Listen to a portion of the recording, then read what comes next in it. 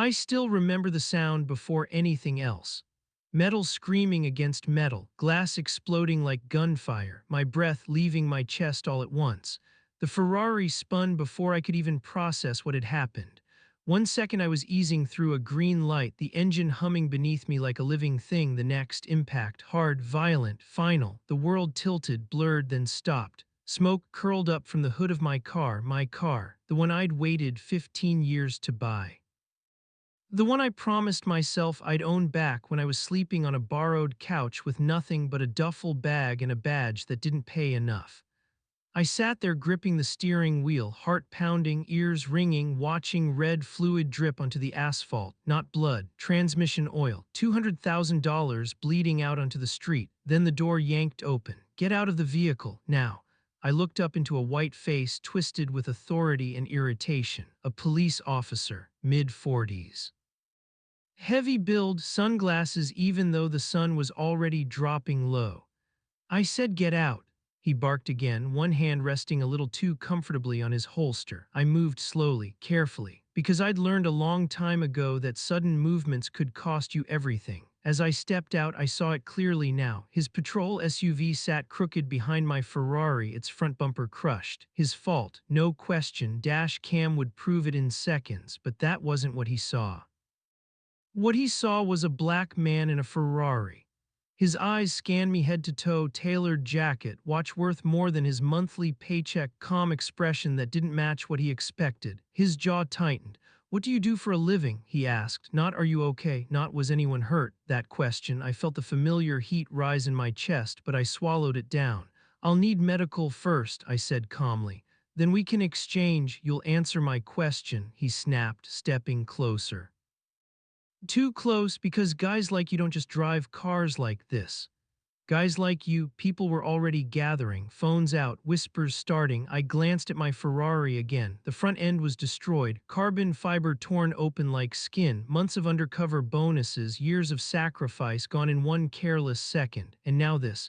I didn't cause the accident, I said evenly. You ran the light. His laugh was sharp, dismissive. You expect me to believe that? He said loud enough for everyone to hear. You think I don't see this every day? See what? Black men being too successful. Before I could respond, he grabbed my arm, hard. Gasps rippled through the crowd. Sir, don't touch me, I said, keeping my voice level even as humiliation burned through me. You're escalating this for no reason. Stop resisting, he snapped. I wasn't resisting, I wasn't moving. But he twisted my arm anyway, forcing me toward the hood of his cruiser. That's when the real damage happened. As he shoved me forward, my shoulders slammed against my Ferrari. Crack, a sound so sharp it cut through everything. The side panel shattered, the paint split, the emblem prancing horse fell and clattered onto the road. Someone whispered, that car's worth more than my house. The officer didn't care, in fact, he smiled. Well, he said, almost amused, looks like you won't be driving this anytime soon. Laughter. Not from everyone, but from enough people to make my stomach twist. I felt smaller in that moment than I had in years, not because I was powerless, but because I knew exactly how this looked. A black man in handcuffs, a wrecked supercar, a cop in control. The narrative had already been written. He pushed me harder. Hands behind your back. Cold steel snapped around my wrists, phones zoomed in. I met the eyes of a woman filming and saw it there, the assumption, the judgment. The certainty that she already knew who I was, or who she thought I was. The officer leaned in close, his voice low now. Next time, he muttered, try not to live above your means. Something inside me hardened, because he had no idea. No idea that the watch on my wrist recorded audio. No idea that my car had encrypted dash cameras. No idea that this entire interaction was already being transmitted. And absolutely no idea who he had just put in cuffs, but I stayed silent. Because sometimes the most powerful move is letting people dig their own grave. As the tow truck arrived and my Ferrari was dragged away in pieces, I felt the weight of every stare pressing down on me. Humiliated, disrespected, reduced to a stereotype in front of strangers, the officer strutted like he'd won something. I looked down at my cuffed hands and took a slow breath. Because in less than an hour, everything was going to change, and the man's smiling right now. Would wish he'd never turned on his lights. They sat me in the back of the cruiser like I was already guilty. No seatbelt, no explanation, just the hard plastic bench, my cuffed wrists digging into my spine every time the car shifted. The door slammed shut, sealing me inside a space that smelled like rubber, sweat, and old coffee. Through the tinted glass, I watched the remains of my Ferrari get loaded onto the tow truck. I didn't blink, because blinking would mean letting the reality hit all at once. $200,000 reduced to wreckage, carbon fiber cracked open, custom interior torn apart. The car wasn't just a machine, it was a promise I'd made to myself years ago, back when no one believed I'd ever rise past my circumstances. Now it was gone, and the man who caused it stood outside, laughing with another officer who just arrived. They didn't look at me like a victim, they looked at me like entertainment. I heard one of them say, "Must be nice while it lasts." The cruiser rocked slightly as the officer leaned inside the front seat, typing something into the computer. I caught fragments of his radio chatter. Possible stolen vehicle, driver uncooperative, pending investigation. Uncooperative, because I didn't apologize for existing, because I did lower my eyes, because I didn't beg. My jaw tightened, but I said nothing. Silence had kept me alive before, it would serve me now. The cruiser pulled away from the scene, siren off, no rush, no urgency. Just a slow roll like this was routine. For him, it probably was. For me, it was déjà vu.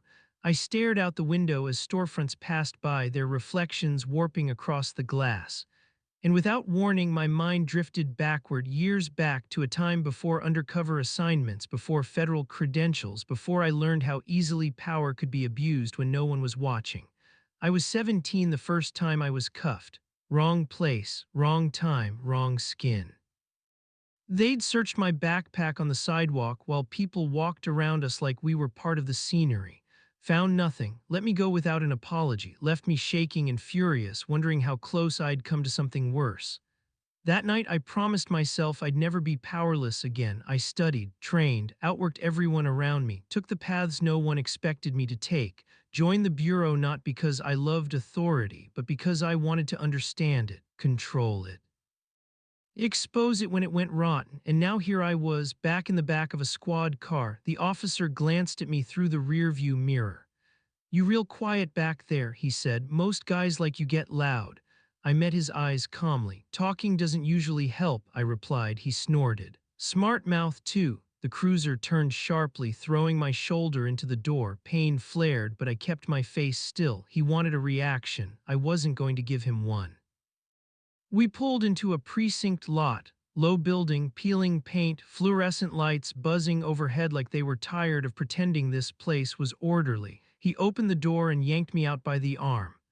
"Watch your step," he said mockingly. Inside, the air was stale. A few officers sat at desks, barely glancing up as I was led past them. No curiosity, no concern, just indifference. He sat me down at a metal table, uncuffed one hand, and slid a clipboard toward me.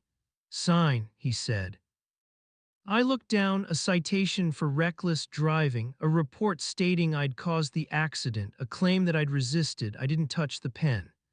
"This isn't accurate," I said calmly. "Your dash cam sign," he repeated louder, "or we make this harder."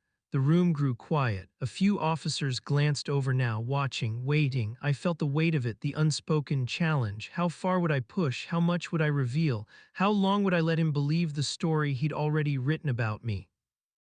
I thought about my badge tucked away safely where no one could see it, about the investigation I was in the middle of, about the rules, and then I thought about the look on his face when he smiled as my Ferrari broke apart. I slid the clipboard back toward him. "I'm not signing something that isn't true," I said. His jaw tightened. "Fine," he said, standing abruptly. "You want to play games, we can play." He turned and walked away, leaving me there alone, cuffed, humiliated under buzzing lights that made everything feel cheap and exposed. Minutes passed, then more. Time stretched the way it does when you don't know what's coming next. I listened to laughter down the hall, footsteps, a phone ringing. Finally, another officer approached, a younger one, nervous, eyes flicking between me and the man who'd arrested me. You got someone you want to call?" he asked quietly. I met his gaze. "Yes," I said. But not yet, he frowned. You sure? I nodded, because when I made the call, it wouldn't just change my night, it would change his career. The door opened again and the original officer returned, confidence back in his stride. Vehicle came back registered, he said. Fancy LLC doesn't mean much, still investigating. He leaned closer. You know, he said softly, guys like you always think money protects them. I looked up at him then. And guys like you, I replied, always think no one's watching. Something flickered in his eyes just for a second, but it was too late because somewhere across town, systems were already pulling data. Footage was already being flagged, a timeline was already forming, and the truth, quiet, patient, undeniable, was on its way. He thought he'd broken my car, he thought he'd broken me. What he didn't realize was that he'd just crashed into the wrong man. They moved me to a holding room with no windows. Concrete walls, one flickering light, a bench bolted to the floor like it didn't trust anyone to leave with it. The kind of room designed to shrink you not physically but mentally. The door closed with a heavy click. I sat there, wrists cuffed in front of me now, fingers interlaced, breathing slow and controlled. I'd learned long ago that panic shows up in the body before it reaches the mind. You stop it in the chest first. Minutes passed, then 20, then more. No one checked on me. That was intentional. This was the part where they expected me to unravel, to start second-guessing myself, to wonder if I should have just signed the paper, apologized, played smaller. I didn't. Instead, I listened.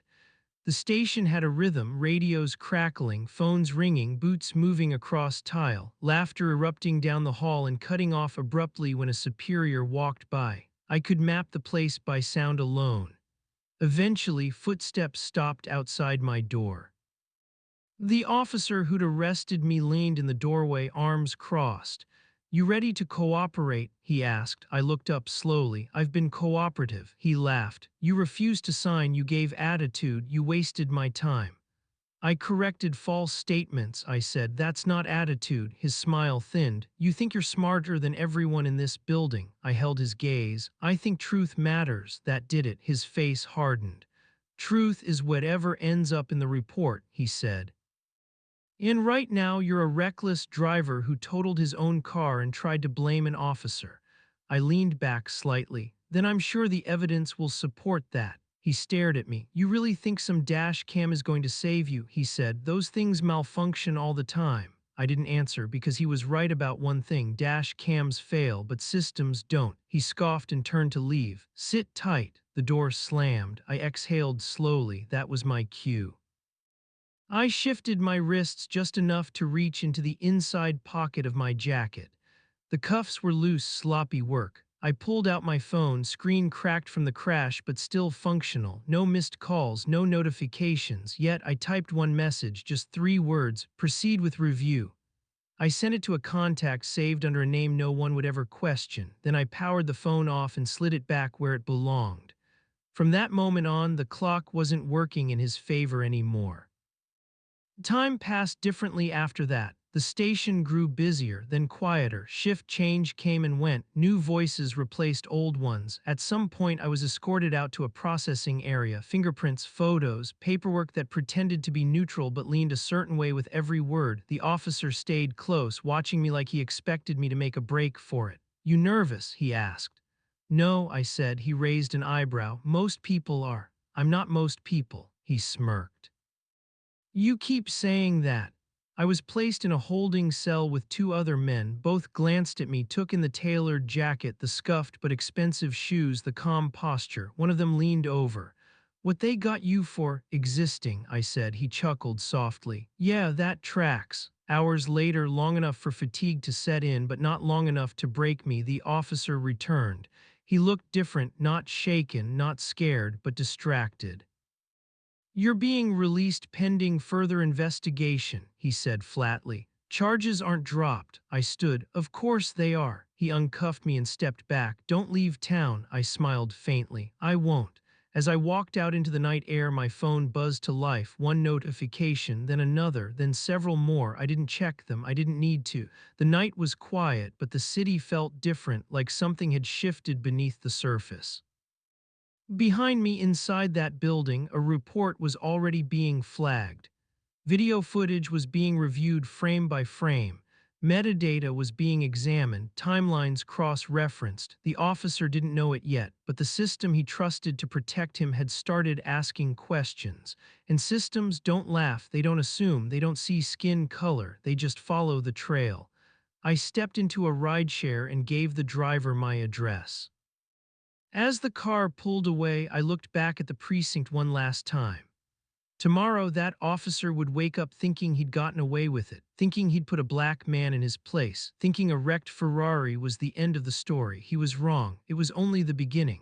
The first sign that something had changed came the next morning, not from a phone call, not from a knock at my door, from silence. No citation update, no automated court notice, no follow-up email demanding I appear, just nothing.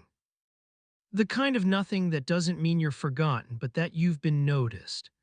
I made coffee and sat by the window, watching the city wake up. Traffic moved like it always did. People hurried past with their own problems. Somewhere, the officer who wrecked my Ferrari was probably doing the same, pulling on his uniform, grabbing his badge, stepping into a day he believed he controlled. That belief wouldn't last. By noon, my phone buzzed. A single message, no greeting, no context. Preliminary findings are inconsistent with report. I let the screen go dark and took a slow breath. Inconsistent, that word terrifies institutions because it means someone lied or someone was careless enough to leave fingerprints on the truth. By early afternoon, I was already being followed, not obviously, not clumsily, just enough to let me know the shift had begun. A black sedan idled too long at a light behind me. A man in a suit pretended to scroll on his phone outside my building. Questions were being asked now, quiet ones, the kind that don't come with handcuffs but lead to them. Across town, the officer was being called into a room he didn't expect. I wasn't there, but I could see it clearly. The way confidence walks in first, the way it leans back in a chair, the way it jokes when it shouldn't, until someone presses pause, until a screen lights up. Until the story he told meets the footage he didn't think mattered. His dash cam didn't malfunction, it captured everything. The moment he accelerated, the moment he clipped my rear end, the moment he stepped out of his cruiser already angry, already certain of who I was supposed to be. And then there was the body cam, the laugh, the comment, the tone he used when he thought no one who mattered was listening. Audio doesn't forget. Neither does metadata. Timestamps contradicted his narrative. Angles showed the truth. Dispatch logs raised questions no one wanted to answer out loud. By the end of the day, the officer wasn't angry anymore. He was confused because systems don't accuse you. They just stop agreeing with you. That evening, my phone rang. Unknown number. I answered. "Mr. Carter," a voice said, professional, controlled. "This is Special Agent Morales with the Department of Justice. We'd like to speak with you regarding an incident last night." I smiled faintly. "I was wondering when you'd call." A pause. "Are you available tonight?" "I am." Another pause, longer this time. "We'll come to you." When they arrived, they didn't knock like cops. They knocked like guests. Two agents, plain clothes, calm eyes, not there to intimidate, there to confirm. They didn't ask me to explain the accident. They already knew what happened. They asked about patterns. Had this happened before? Did the officer say anything specific? Did he mention race, money, attitude? I answered carefully. Honestly, completely. At one point, one of them closed his notebook and said quietly, "You were never supposed to be in that car, were you?" "No," I said, "not to him." He nodded. "That's what we thought." Before they left, the other agent glanced around my apartment, modest, neat, deliberately unremarkable. Out of curiosity, she asked, "Why didn't you identify yourself last night?" I met her eyes. "Because people behave differently when they think power isn't watching." She didn't smile. But she understood. The next morning, the news broke, not loudly, but enough. Officer placed on administrative leave pending investigation. No name, no details, just a line at the bottom of a local report. But inside the department, everything was loud. Emails, meetings, closed doors, the kind of tension that creeps into hallways and sits heavy on shoulders. The officer's phone buzzed nonstop, supervisors asking questions he couldn't answer, colleagues growing distant, friends suddenly busy. And then came the summons, internal affairs, mandatory. He walked in expecting discipline. He didn't expect a federal seal on the door. When he sat down, they didn't raise their voices. They didn't threaten. They simply placed a file on the table, thick, detailed, labeled. He stared at it. "What is this?" he asked. "Context," someone replied. That was when it hit him, not fear, not panic, recognition, the man he humiliated, the car he destroyed, the silence he ignored. None of it had been random. He hadn't pulled over a civilian. He had collided with a mirror, and it was showing him everything. That night I received one final message. "Full review initiated, stand by." I set my phone down and looked out at the city again. The same streets, the same lights, the same people. But somewhere a man who thought he could act without consequence was realizing the truth far too late. Power doesn't announce itself, it observes, and when it moves, it doesn't miss. The city learned his name before it learned mine. That's how these things always go. A blurry photo circulated first, badge number half visible, face caught mid-expression in a way that didn't flatter him. Then came the updates. Words like investigation, protocol violations, use of force review, careful language, legal language, but the tone had shifted. People were paying attention now. I watched it all unfold from a distance. No interviews, no statements, no social media posts. Silence again doing its work. The Ferrari was still sitting in an impound lot wrapped in yellow tape like a crime scene.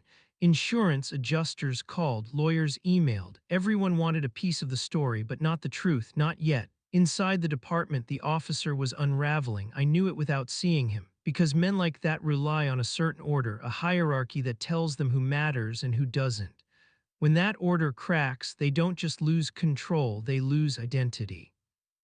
He was suspended now, badge surrendered, weapon logged, uniform hanging useless in a locker he wasn't allowed to open. Colleagues avoided eye contact. Conversations stopped when he walked into a room. Someone had leaked part of the footage internally, just enough for whispers to start. "Did you hear what he said? Did you see how fast he pulled out? Why was he laughing?" He told himself it was temporary, that investigations always look bad at first, that this would blow over. Then came the letter.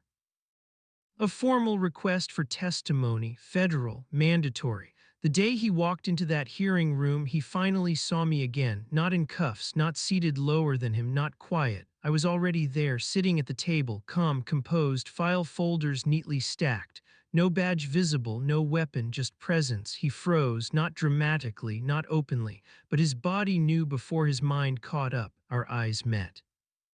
Recognition flickered across his face, confusion first, then disbelief, then something closer to dread.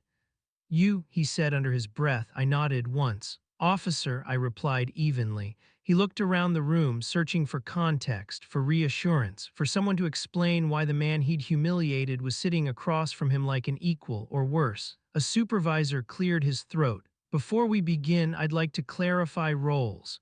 He slid a folder across the table toward the officer. "Mr. Carter is here in an official capacity."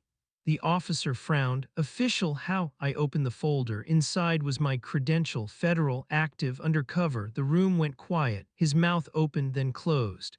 "No," he said softly. "No, that's real," the supervisor finished. "Verified." The officer leaned back in his chair as if the air had been knocked out of him. I watched his world rearrange itself in real time, every word he'd said, every assumption he'd made. Every smile he'd worn while destroying something he thought didn't matter, all of it now pointed back at him. "You wrecked my vehicle," I said calmly, not accusatory, just factual. "Filed a false report, attempted to coerce a signature, and treated a federal agent as a criminal because you assumed you could." He stared at me, eyes wide. "You never said I didn't have to," I replied. "The law doesn't require me to announce my humanity either." The hearing continued, footage played. Audio echoed through the room. His own voice, casual, dismissive, confident, filled the space like a ghost he couldn't outrun.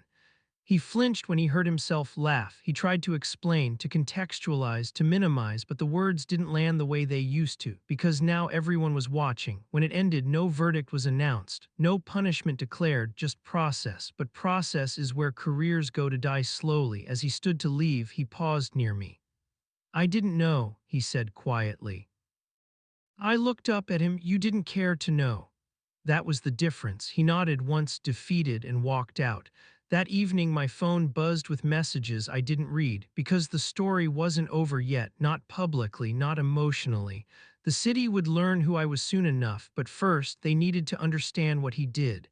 The city learned his name before it learned mine. That's how these things always go. A blurry photo circulated first, badge number half visible, face caught mid-expression in a way that didn't flatter him. Then came the updates. Words like investigation, protocol violations, use of force review, careful language, legal language, but the tone had shifted. People were paying attention now. I watched it all unfold from a distance. No interviews, no statements, no social media posts. Silence again doing its work. The Ferrari was still sitting in an impound lot, wrapped in yellow tape like a crime scene. Insurance adjusters called, lawyers emailed. Everyone wanted a piece of the story, but not the truth, not yet. Inside the department, the officer was unraveling. I knew it without seeing him, because men like that rely on a certain order, a hierarchy that tells them who matters and who doesn't. When that order cracks, they don't just lose control, they lose identity. He was suspended now, badge surrendered. Weapon logged, uniform hanging useless in a locker he wasn't allowed to open. Colleagues avoided eye contact. Conversations stopped when he walked into a room. Someone had leaked part of the footage internally, just enough for whispers to start. Did you hear what he said? Did you see how fast he pulled out? Why was he laughing? He told himself it was temporary, that investigations always look bad at first, that this would blow over. Then came the letter, a formal request for testimony, federal. Mandatory. The day he walked into that hearing room, he finally saw me again. Not in cuffs, not seated lower than him, not quiet. I was already there, sitting at the table, calm, composed, file folders neatly stacked. No badge visible, no weapon, just presence. He froze, not dramatically, not openly, but his body knew before his mind caught up. Our eyes met. Recognition flickered across his face, confusion first, then disbelief, then something closer to dread. You, he said under his breath. I nodded once. Officer, I replied evenly. He looked around the room, searching for context, for reassurance, for someone to explain why the man he'd humiliated was sitting across from him like an equal or worse. A supervisor cleared his throat. Before we begin, I'd like to clarify roles. He slid a folder across the table toward the officer. Mr. Carter is here in an official capacity. The officer frowned. Official how? I opened the folder. Inside was my credential, federal, active, undercover. The room went quiet, his mouth opened then closed. No, he said softly. No, that's real, the supervisor finished. Verified. The officer leaned back in his chair as if the air had been knocked out of him. I watched his world rearrange itself in real time. Every word he'd said, every assumption he'd made, every smile he'd worn while destroying something he thought didn't matter, all of it now pointed back at him. You wrecked my vehicle, I said calmly, not accusatory, just factual. Filed a false report, attempted to coerce a signature, and treated a federal agent as a criminal because you assumed you could. He stared at me, eyes wide. You never said. I didn't have to, I replied. The law doesn't require me to announce my humanity either. The hearing continued, footage played, audio echoed through the room. His own voice, casual, dismissive, confident, filled the space like a ghost he couldn't outrun. He flinched when he heard himself laugh. He tried to explain, to contextualize, to minimize, but the words didn't land the way they used to because now everyone was watching. When it ended, no verdict was announced, no punishment declared, just process. But process is where careers go to die slowly. As he stood to leave, he paused near me. I didn't know, he said quietly. I looked up at him. You didn't care to know. That was the difference. He nodded once, defeated, and walked out. That evening, my phone buzzed with messages I didn't read, because the story wasn't over yet, not publicly, not emotionally. The city would learn who I was soon enough, but first, they needed to understand what he did.